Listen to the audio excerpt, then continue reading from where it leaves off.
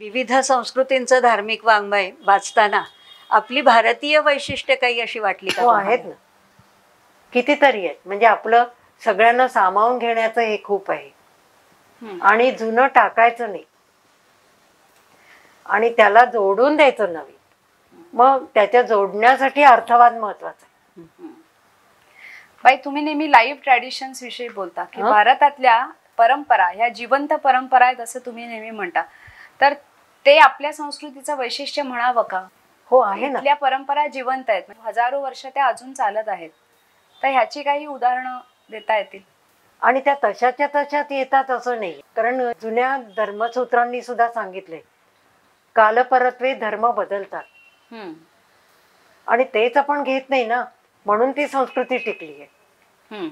बदल ऍक्सेप्ट केले पाहिजे, पण त्याचं जुन्याशी नातं जोडलं पाहिजे. कारण पूर्ण जुनं टाकून नाही देत आहेत. आता आपल्या घरचंच उदाहरण बघा ना. आता नवीन सूनबाई आहे, नवीन म्हणजे खूप नवीन नाही, मध्यम मध्यम ती पिढी, ती काय म्हणेल, अहो आमच्या सासूबाईंना हे सगळं करत होत्या, आता आम्हाला नाही जमत, पण तरी आम्ही थोडंफार करतो. म्हणजे का, की आपण ते जुन्याला जोडून देतो ना. आपण सर्वस्वी जुनं टाकत नाही. तर चेंज आणि कंटिन्युटी, बदल करतो पण कंटिन्युटी, असा तो अविच्छिन्न प्रवास आपल्याला ती वैशिष्ट्य आहे या भारतीय संस्कृतीची. बरोबर. आणि म्हणूनच मला वाटतं आजही विवाह संस्कारामध्ये ऋग्वेदातले मंत्र म्हटले जातात. बरोबर. किंवा ब्राह्मणातले मंत्र काही येतात. तीच परंपरा म्हणून म्हणजे ही लाईव्ह ट्रॅडिशन तुम्ही जी म्हणता तीही अशी आहे. फक्त नवीन पिढीने ते थोडं माहिती करून घेतलं पाहिजे. त्यासाठी पुरोहितांनी पण अभ्यास केला पाहिजे. खरं सांगते, आता आमचे पुरोहित आहे ना, ते निर्णय सिंधू, धर्मसिंधू हे सगळे ग्रंथ आहेत त्यांच्याकडे, ते सांगतात. वाक या विषयावर तुम्ही पुस्तक लिहिलं. तर ह्या मौखिक ही जी परंपरा आहे त्यामुळेच वाक ह्या देवतेला इतकं महत्व प्राप्त झालं का? कारण मंत्रांमध्ये शक्ती आहे ही कल्पना आहे. आणि मग मंत्र कसे म्हणतात तर ते छंदस मध्ये, आपण शाळेमध्ये वसंत तिलका, मंदाक्रांता सगळे शिकलो, पण ऋग्वेदातले छंद जे आहे ते गायत्री, त्रिष्टुप, जगती आणि बरेच आहेत, ते सगळे आहेत त्याच्यामध्ये. आणि मग मंत्र कसे आहेत, हे छंदस कसे आहेत, ते आकाशापर्यंत पोचायला तर पाहिजे ना मंत्र. मग ते पक्षी, म्हणून ते पक्षी होऊन तिथे जातात आणि देवांपर्यंत ते मंत्र गेले पाहिजे. म्हणून मग याच्या अशा कथा पण आल्या छंदांच्या. तुमच्या वाक संकल्पनेवरचं जे पुस्तक आहे त्याची थोडीशी ओळख आम्हाला करून द्या ना बाई. हो, तर आता हे तर छंदस आहेत. तर आता गायत्री, त्रिष्टुप, जगती ही तीन तर महत्वाची हे होती, आणि अनुष्टुप पण. तर गायत्री, आणि ते म्हणतात की सगळे पूर्वी 4-4च अक्षरांची छंद होते, पण जगती मात्र मोठी होती, तर ती वर गेली, तिला 14 अक्षर होती. आणि सोम आणायचा होता, कारण सोम हे अमरत्वाचं ड्रिंक आहे, पेय आहे, कधी कोणाला मिळत नाही. नाही तर माणसं अमर झाली असती ना. गरुड पण गेला अमृत आणायला, तो त्याने आणला अमृत, पण ते इंद्र आला आणि घेऊन गेला. सोम सुद्धा आणायला हे गेले, कारण त्या 2 बहिणी होत्या, कद्रू आणि विनता. त्या सवती होत्या, बहिणी पण सवती. तर कद्रूनी सांगितलं, विनता तू, त्यावेळी सुपर्णी होती ती, इकडे महाभारत विनता आली ती, तर तू माझी दासी, सोम घेऊन ये, तुझ्या मुलांना सांग. आता सुपर्णीची मुलं म्हणजे हे छंद. मग तिने जगतीला पाठवलं, तर ती 14 अक्षरांची होती. तर त्या गोंधळामध्ये तिची 2 अक्षरं तिकडे पडली, तशीच आली. मग दीक्षा आणि काय पशु वगैरे घेऊन आली. नंतर ही गेली, त्रिष्टुप गेली. हा, सगळे छंद म्हणजे स्त्रीलिंगी आहेत. आपण तो छंद म्हणून नाही, तीच. तर त्रिष्टुप गेली, तिची 2 अक्षरं पडली. आणि गायत्री 4च अक्षराची होती, ती गेली. तिने आणला सो, पण मध्ये विश्वावसू गंधर्वाला तो घेऊन गेला. पण तिने यांची 2-2 आणली, म्हणून गायत्री 8 अक्षर आहे. 8 अक्षर आणि 3 पाद आहेत ते. हो. ओम भूर्भुवः स्वाहा. हो. ते 8 अक्षर आणि 3 पाद. अशा अनेक कथा त्याच्यामध्ये आलेल्या आहेत. हे छंदांचं झालं. मग अमुक एक हवा असेल रिझल्ट, तर मग त्या छंदांचं असं कॉम्बिनेशन करा. 2 ओळी ह्याच्या म्हणा, 2 ओळी त्याच्या म्हणा, आणि टोटल अक्षर किती होतात ते बघा. आणि ती टोटल अक्षर इज इक्वल टू समृद्धी, सधनता. म्हणजे हे असं पुन्हा अर्थवाद आला ना, अर्थवादच आहे तो. तर हे सगळं आलं. पण नुसत्या याच्यामध्ये नाही, तर त्याच्यामध्ये श्लोक, गाथा, नाराशवची हे पण वाणीचेच आविष्कार आहेत. हो. आणि ते सुद्धा म्हटले जायचे. आता गाथा आहे तर ब्राह्मण ग्रंथ म्हटलं तर तुम्ही म्हणाल सोळी परंपरा आहे. पण त्याच्यात गाथा आहे ना. गाथा म्हणजे कशी की अदिती नावाची दैवत आहे, त्याला सुरुवातीला तीच आहुती द्यायची, ते संपताना सुद्धा तीच आहुती द्यायची. आता कसं कळणार की ही सुरुवातीची आहे की शेवटची आहे? मग ते म्हणतात काय की जसा दुतोंडी साप असतो की नाही, त्याचं तोंड कोणतं शेपूट करतं ओळखता येत नाही, तसं आहे हे. आता ही गाथा आहे, ही लौकिक परंपरेतून आली. ही मंत्र परंपरेने ऍक्सेप्ट केली अर्थवाद म्हणून. त्यांना जरूर होती यांची, ह्याला नाही त्यांची जरूर. लौकिक परंपरेला मंत्राची जरूर नाही. लोक आहेतच, लोकांचे विश्वास आहेत, लोक विश्वास ठेवतात, आहे की नाही. पण मंत्र परंपरे म्हणून ते याज्ञिकी गाथा वगैरे असं म्हणतात. म्हणजे ऍक्च्युअली लौकिक परंपरेतून काही घेतलं आणि त्यांनी त्याच्यात चपखल बसवलं. म्हणजे लौकिक परंपरेचं दानच आहे मंत्र परंपरेला मिळाले. आता सुद्धा कुठच्याही लग्नात बघा, अगदी पंजाबी लग्न म्हटलं ना तरी त्या बायका बोलवतात, गाडी म्हणतात. कशाला? ते मंत्रच आहेत एक प्रकार. किंवा इन्स्ट्रुमेंटल म्युझिक, ते पण एक प्रकारची वाणीच आहे ना. पण तो आवाज नसला तर विधी म्हणजे एकदम मूक विधी होईल, तो डेड विधी होईल. नुसतं ते गुरुजी येतात ते करतात, आपलं काही मंत्र पण म्हणायचं नाही असं नाही. म्हणजे वाणीची जोड हवी. बाई, संशोधनाच्या ह्या इतक्या वर्षाच्या प्रक्रियेमध्ये असं कधी झालंय का की एखादा प्रश्न अडूनच बसतो, त्याचं उत्तर काही केलं सापडत नाही, आणि जणू काही यक्षप्रश्न व्हावा, आणि अभावितपणे नंतर कधीतरी त्याचं उत्तर मिळतं, तेव्हा साक्षात्कार झाल्याचा आनंद होतो का? हो, असे झाले ना. आता ऋग्वेदाचं सांगते, पितृसूक्त तुम्ही पण शिकला असाल त्यावेळी. तर त्याच्यामध्ये कसं आहे की शेवटचं एक आहे पहा, त्रिकद्रुकेभिः पतति षड उर्विः एकमेत बृहत. आता 3 कद्रुकांनी तो उडतो, काय पार करून? 6 पृथ्वीची आवरण आणि एक मोठं आकाश म्हणा, काही म्हणा, एकमेत बृहत. आता हे त्रिकद्रुकावर इतकं सगळ्यांनी लिहिलेलं होतं, सायणाचार्य, गेल्डनर, सगळ्यांनी. पण ते माझ्या मनाला काही समाधान वाटत नव्हतं. सगळेजण म्हणायचे की सोमाचे ते लाकडी पेले किंवा काही असं ते असतील, त्यांनी तो अरे कोण उडतो, काय उडतो, काही कळत नव्हतं. आणि हे त्या मृताच्या ह्याच्यामध्ये कसं आलं, तर कोण उडतं? आता तो जर गेला आहे तर तो सोमाचे हे घेऊन कसा उडेल? खूप विचार करत होते, काही पटत नव्हतं. मग पंचविंश ब्राह्मण मी एकदा वाचलं, तेव्हा मला कळलं की हे 3 कद्रुक म्हणजे 3 स्तोम आहेत. स्तोम म्हणजे जसं आपण सामन म्हणतो, सामान माहिती आपल्याला, मेलडी किंवा चार. मग स्तोभ आहे, स्तोम आहे. तर आपण मराठीत म्हणतो काय स्तोम माजवून ठेवलंय त्यांनी, हा. म्हणजे ऍक्च्युली ते सामनचं मोठं केलेलं रूप, आणि त्या यज्ञामध्ये ते वापरत होते असे. हा. तर ते 3 स्तोम आहेत, गोष्टोम, आयुष्टोम, असे 3 ज्योतिष्टोम. हम्म.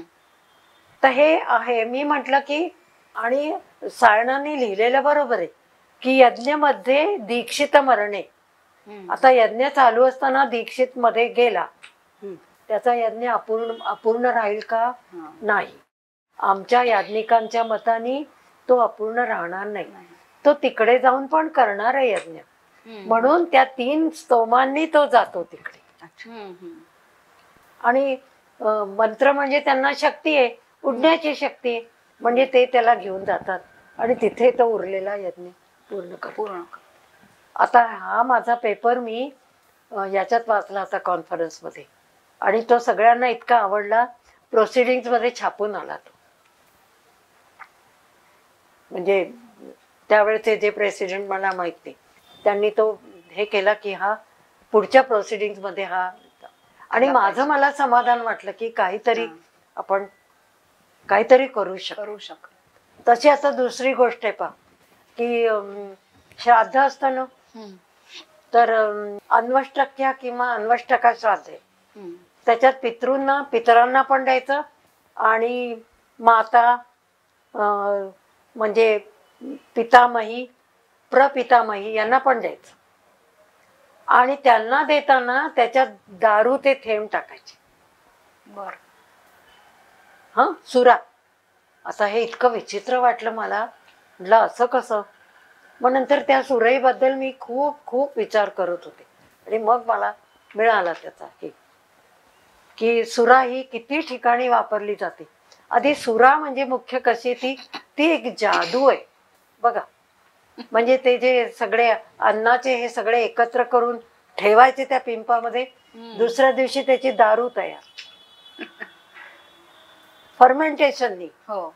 म्हणजे एक प्रकारे ते नवीनच ते रसायन तयार.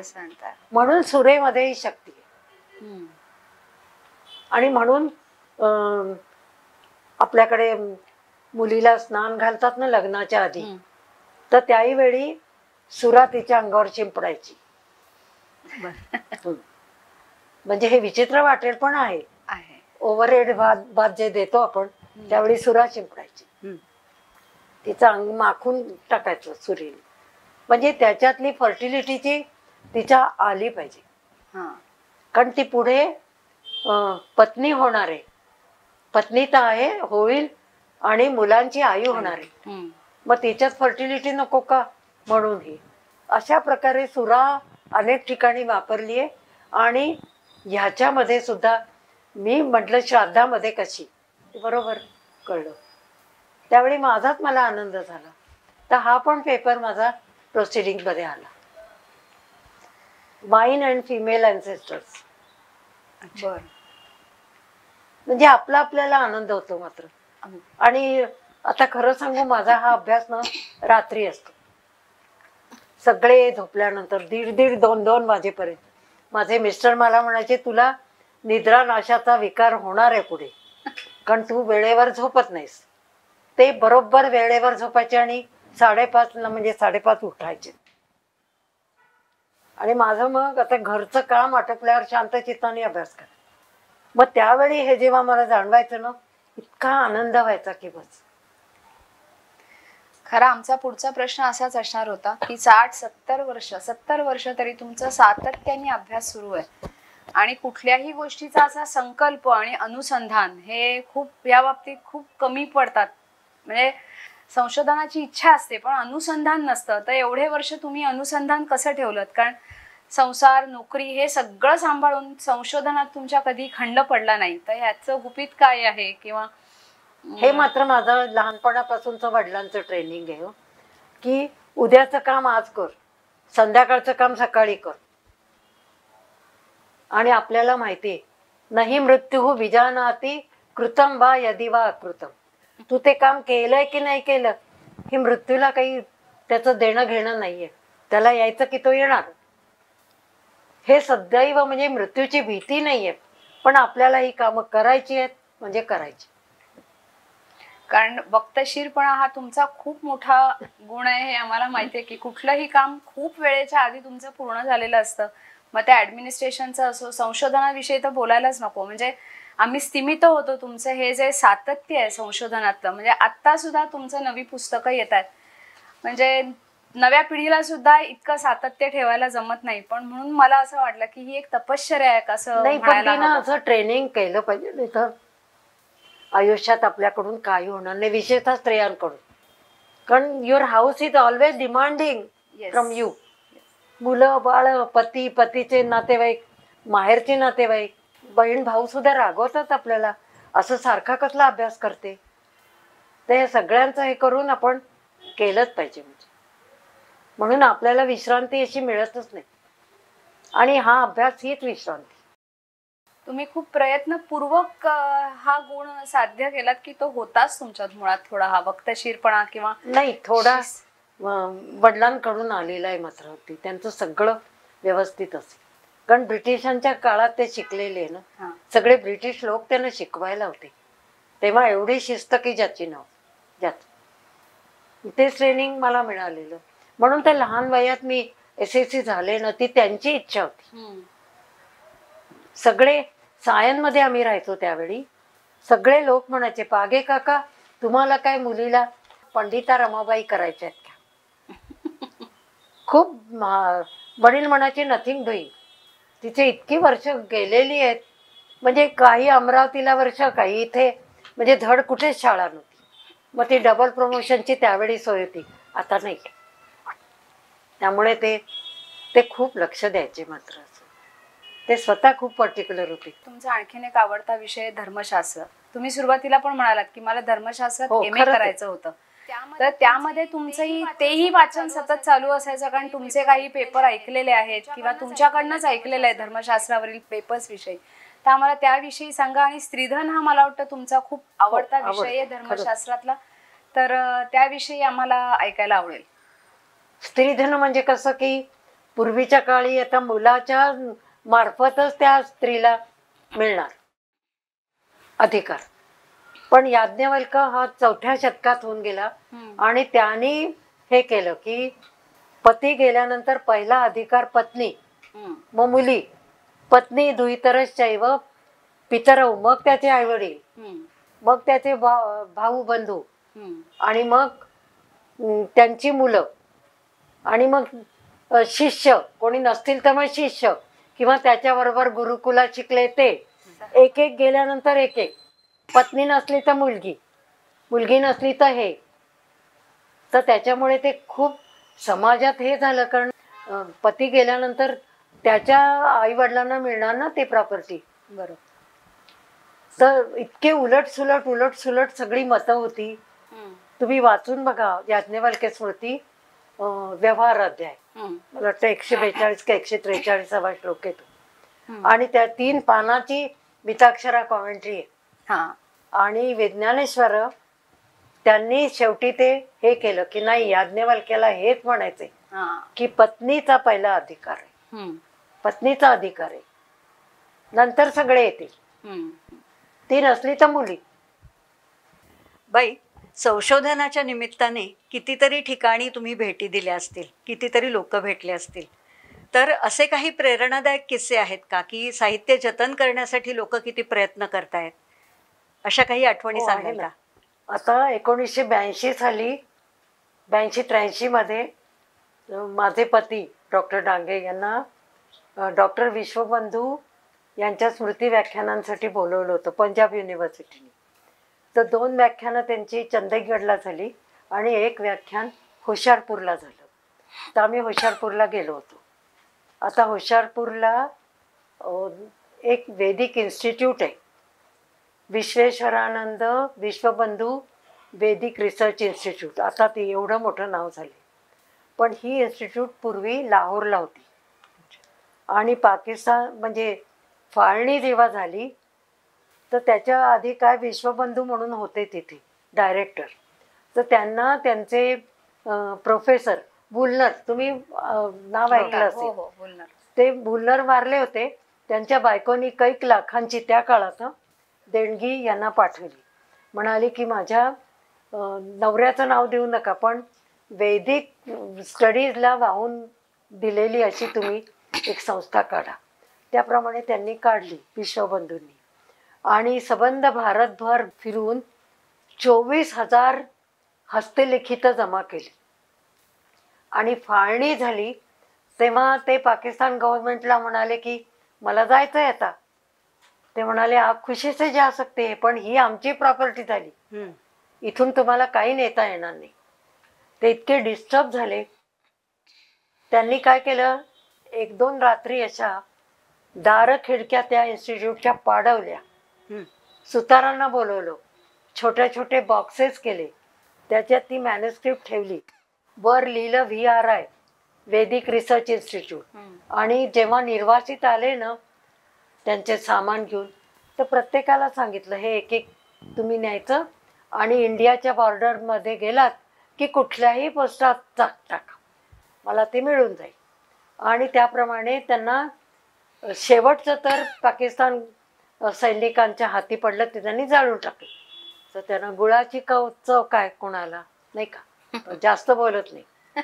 तर मग ते शेवटचं मात्र त्यांना त्यांच्या मृत्यूच्या आधी 1 वर्ष मिळालं. आता ती इन्स्टिट्यूट झाली आहे विश्वेश्वरानंद विश्वबंधू वारले, त्यांचं पण नाव नंतर लोकांनी टाकलं. तर ती इतकी सुंदर झाली आता. नुसते एक्सचेंज बेसिसवर त्यावेळी आम्ही गेलो तेव्हा 250 जर्नल्स येत होती. ते स्वतः सबस्क्राईब करायचे, ते वेगळे. इतकी सुंदर लायब्ररी आहे ती की ज्याचं नाव ते, म्हणजे मला तर असं वाटलं की हे सगळं सोडून तिथेच जाऊन राहावं. खूप सुंदर आहे.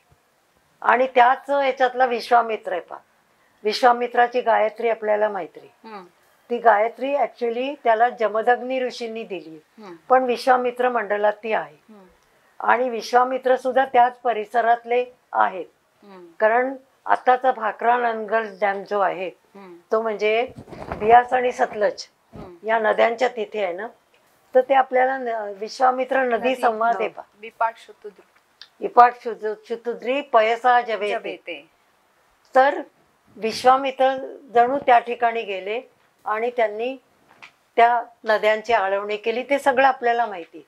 म्हणून या विश्वबंधूंनी काय केलं, ते गायत्रीचे हे ना, म्हणून त्या याच्या आवारामध्ये मोठ्या चबुतऱ्यावर विश्वामित्रांचा रेड मार्बलमध्ये पुतळा आहे, अगदी खूप मोठा आहे. आणि समोर संस्कृत मधली गायत्री, एका बाजूला त्याचं इंग्लिश व्हर्जन, एका बाजूला हिंदी आणि एका बाजूला पंजाबी, त्या चबुतऱ्यावर. खूप सुंदर आहे. आणि आता ती इंडियन गव्हर्नमेंटच्या म्हणजे पंजाब युनिव्हर्सिटीच्या ताब्यात आहे. आता काही तिथून खरं म्हणजे 60 किलोमीटर अंतरावर पाकिस्तानची बॉर्डर आहे, पण आता कोणी त्यांना काही करणार नाही. पण अशी किती मॅन्युस्क्रिप्ट किंवा हस्तलिखित तेव्हा इथे आली मग विश्वबंधूंच्या ह्या प्रयत्नांमुळे? साधारण आली ना, त्यांची सगळी आली. आणि आता त्यांनी खूप वाढवलंय ना, ते खूप वाढवले. म्हणजे one of the many institutes आपल्याकडे वैदिक संशोधन मंडळ आहे ना, त्याची कितीतरी मोठी आहे ती, त्यांचं जर्नल आहे, सगळं आहे एकदम. ही कथाच इतकी अद्भुत आणि रोमांचकारी आहे की अशा रीतीने ही म्हणजे एका माणसाचं हे केवढं आहे. आणि माझ्या पतींचा इतका योग की त्यांना त्यांच्या स्मारक स्मृती व्याख्यानासाठी तिथे बोलवलं होतं.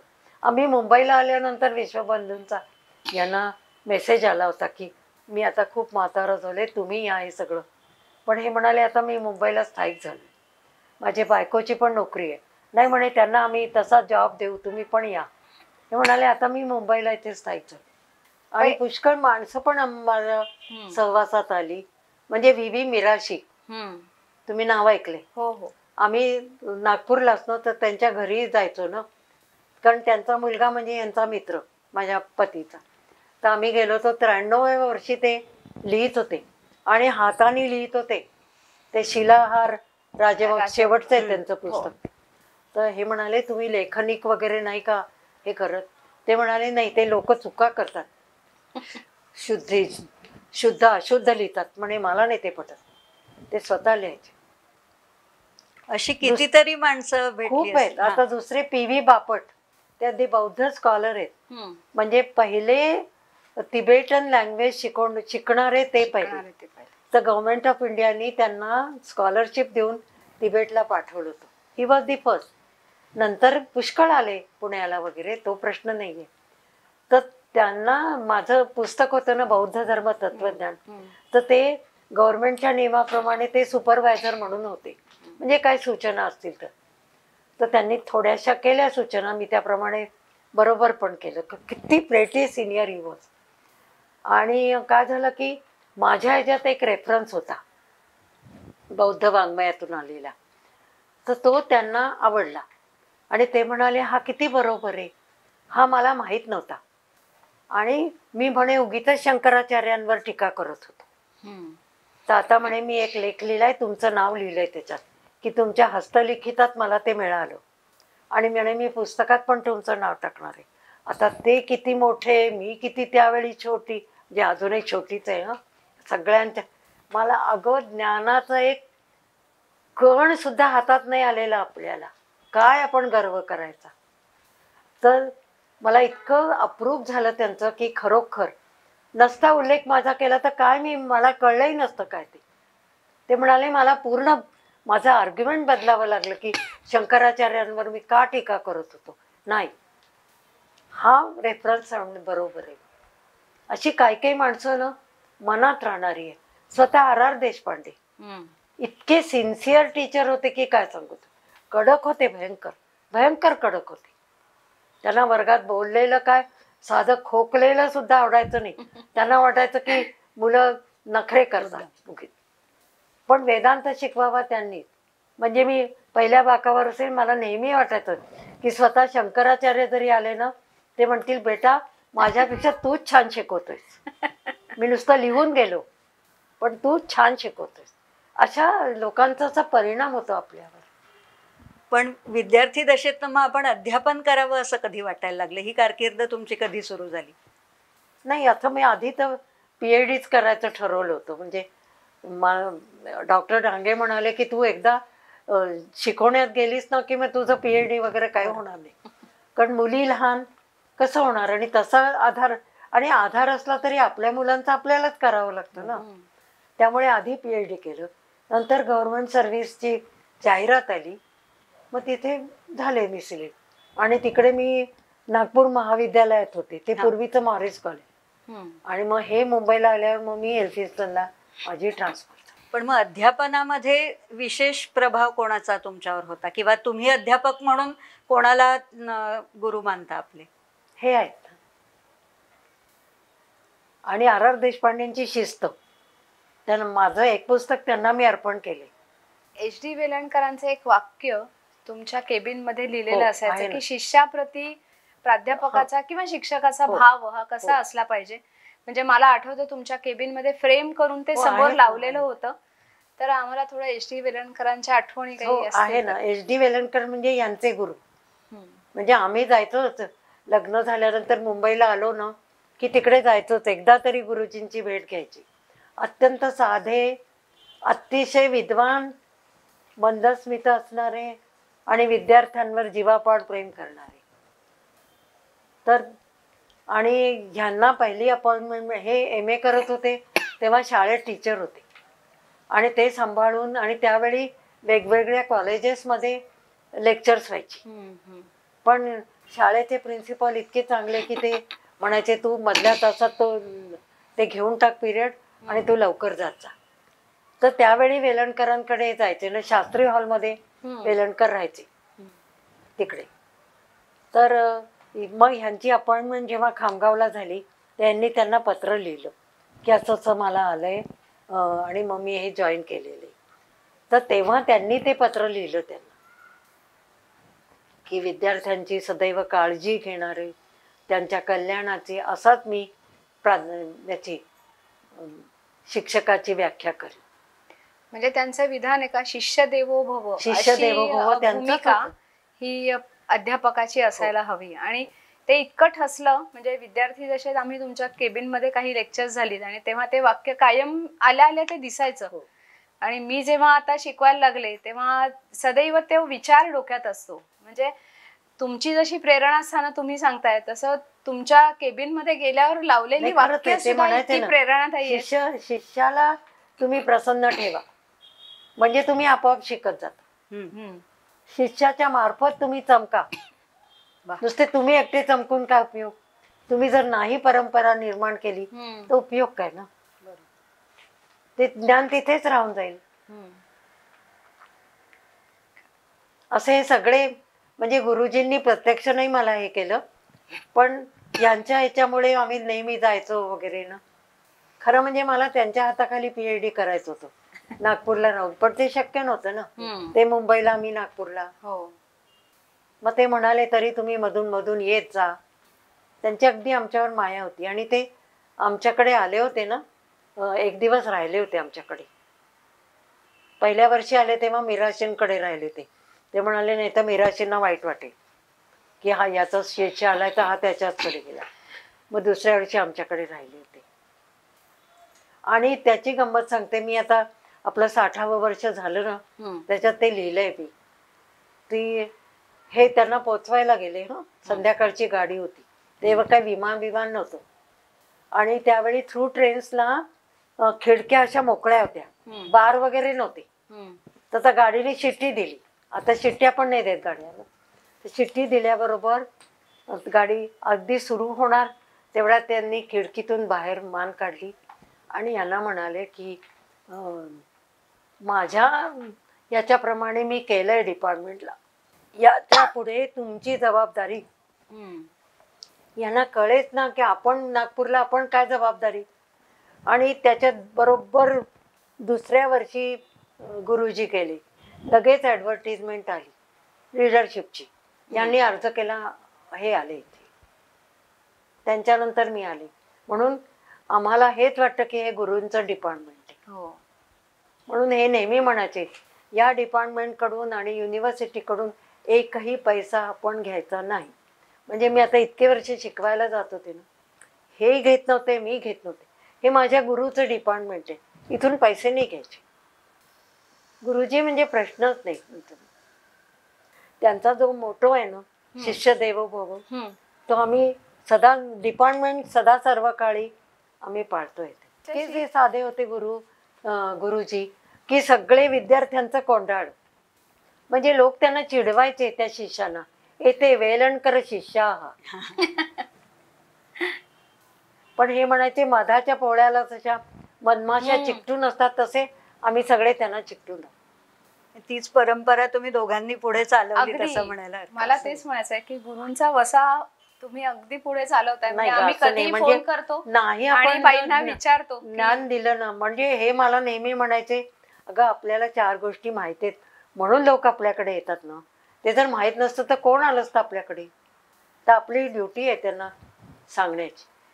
म्हणजे मला आठवतं PhD करताना मध्ये मी PhD सोडणार म्हणून बाईंना सांगायला आले होते आणि सर इथेच बसले होते ह्या टेबलाशी आणि मी आणि बाई बोलत होतो. ते त्यांचा अभ्यास करत होते. म्हणजे मी दोघांना सरांना विशेषतः इथे सदैव बसलेला पाहिले आणि आता बाई असतात.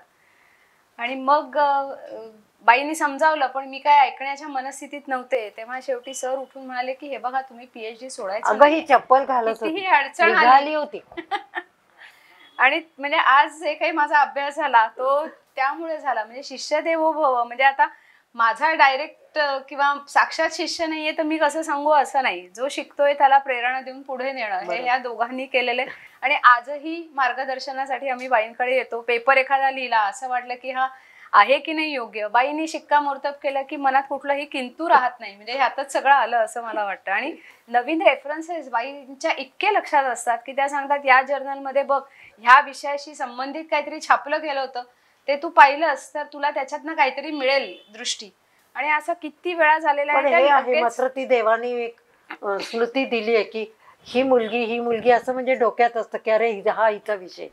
ते दिसलं ना की ताबडतोब असं वाटतं अरे हिच्यासाठी हे लिहून ठेवू. आणि मुख्य म्हणजे त्या अगदी परफेक्ट सांगतात की ह्या कपाटात बघ इथे जर्नल्स आहेत, ह्याच्यामध्ये तुला ते सापडेल. म्हणजे हे शिस्त जी आपण म्हणतो ना की ती प्रत्येकच ठिकाणी दिसते आपल्याला. तुमच्या गुरूंचा वसा तुम्ही किती पुढे चालवले आणि आमच्या पुढे तुमचं उदाहरण आहे की आम्हाला हे सगळं पुढे अशाच रीतीने न्यायचंय, हीच तर प्रेरणा आहे. आणखीन आता कुठल्या विषयांवर संशोधन व्हायला हवं असं वाटतं का तुम्हाला?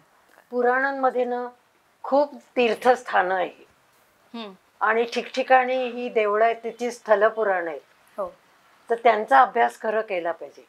पण त्याच्यासाठी आपल्याला खूप मोठी ग्रँड पाहिजे आणि तिथे मुलगे पाहिजे. तसं ठिकठिकाणी मुली कुठे जाणार ना, तिथे जाऊन ती माहिती काढून सगळं हे करून ते आणि पुराणांचं किती आहे ते टॅली करून पाहिलं पाहिजे.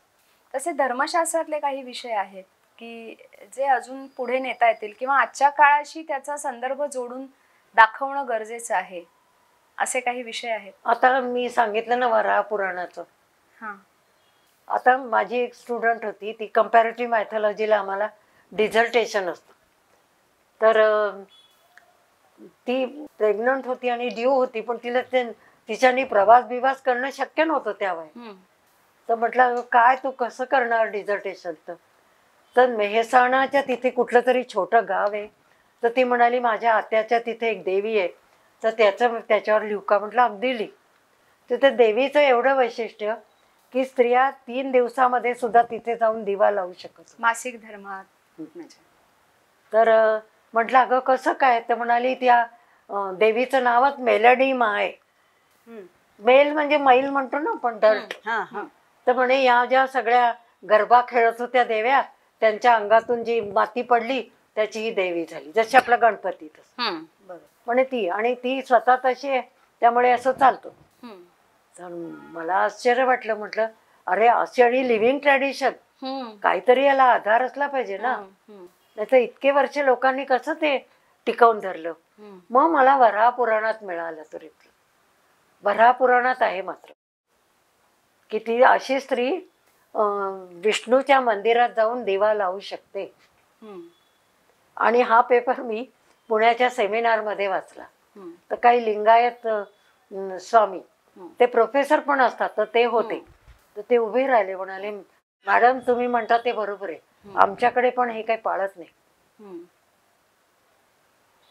पण आता हे संदर्भ ना माहीत नसतात, म्हणजे पुराणातले संदर्भ म्हणजे हे शोधून समोर आणणं, तर हे खूप वैशिष्ट्यपूर्ण आहे. आणि अशा बाबतीत संशोधन व्हायला हवं का अजून, किंवा अशा हवं ना. मी तेच सांगते की ज्या जुन्या चालीरीती आहेत ना, तर त्या कितपत योग्य आहे, कितपत आणि कुठपर्यंत त्या ताणायच्या